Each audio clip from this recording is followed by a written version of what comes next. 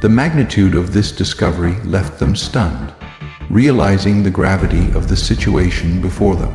Soldiers surmised that constructing such a barrier would require the efforts of at least 1,000 men. Undeterred, they pressed forward, intent on uncovering the mystery. Expecting to encounter an opposing army, the soldiers instead found themselves confronted by a solitary figure, armed with a bow, standing defiantly in their path.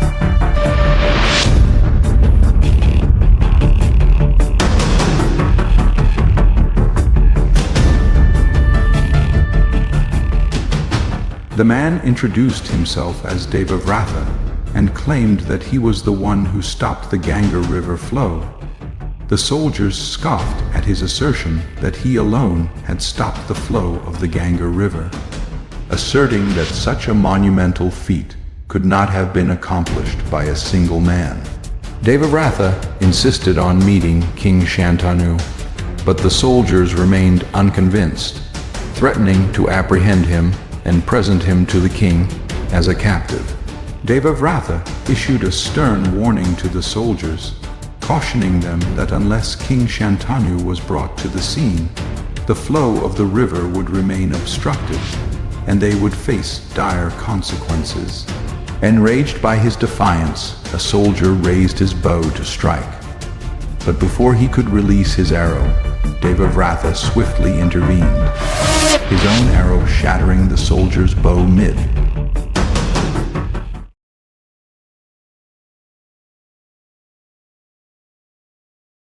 Lord Parashurama,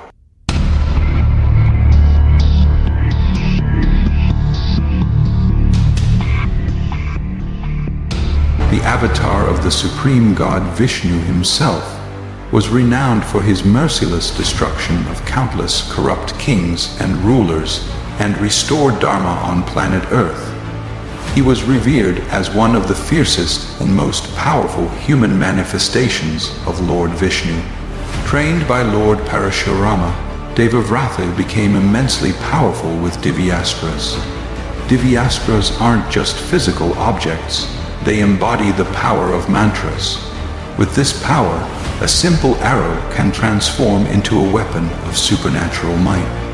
Agnayastra, a potent mantra that channels the energy of fire, infusing the arrow with blazing power, capable of decimating entire cities. Mastery of this mantra grants endless use of the weapon to the wielder.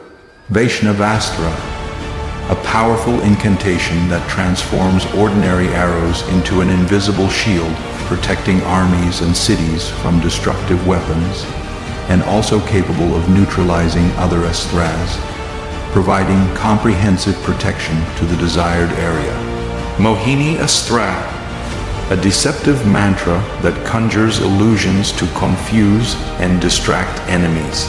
It creates illusions of armies in the sky, phantom faces, and flying horses, as well as hypnotic images that sow chaos and bewilderment among the opposing forces, making it difficult to discern reality from illusion.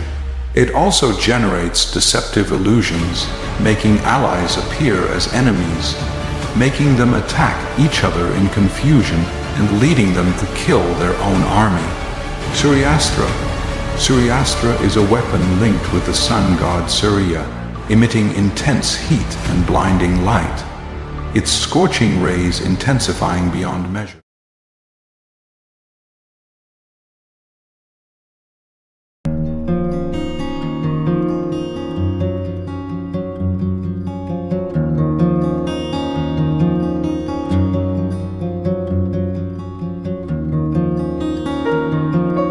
In the heart of Kashi, Prince Amba and Salwa enjoy their time in a beautiful garden, their souls entwined in an unbreakable bond of love.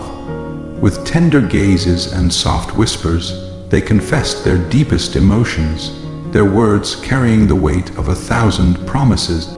As the moon cast its silvery glow upon the garden, Amber rested her head against Salwa's chest, feeling the steady rhythm of his heartbeat echoing her own.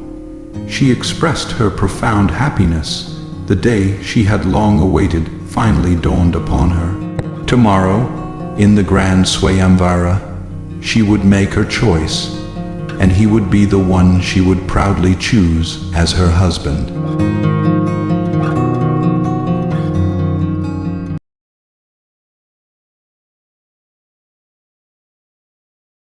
Dhritarashtra was filled with happiness and satisfaction. However, this joy did not last long. In the training camp, a young man with his eyes blindfolded rode swiftly on a horse, following the sound and shooting arrows. These arrows hit the targets with precision. As the students watched in amazement, the young man removed his blindfold and sat heroically on his horse.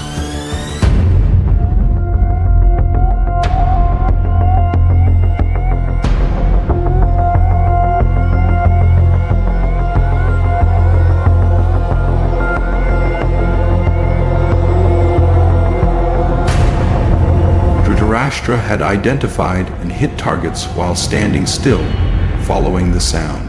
But Paandu, with his eyes blindfolded, rode swiftly on a horse and hit the targets. This remarkable display shifted the focus to Paandu. Those who were already astonished by Dhritarashtra's skills were now spellbound by Paandu's performance.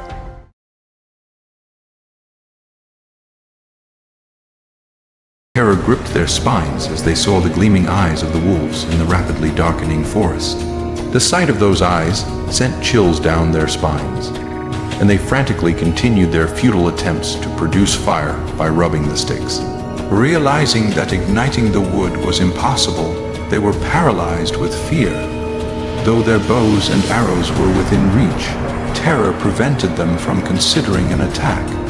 They resigned themselves to what they believed were their final moments.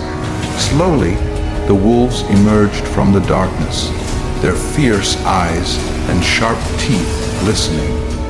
The sages could almost feel the impending pain of those fangs tearing into their flesh. Just as despair was about to engulf them, a fiery arrow sliced through the air and landed on the wood they had arranged, instantly igniting a blazing fire.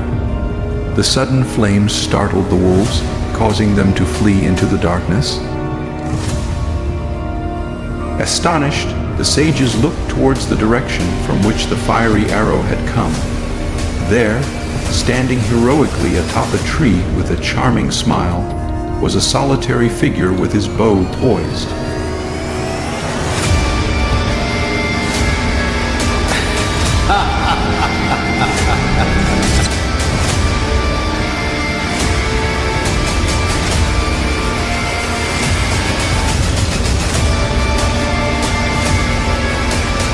It was their friend Drona, who had been separated from their group earlier.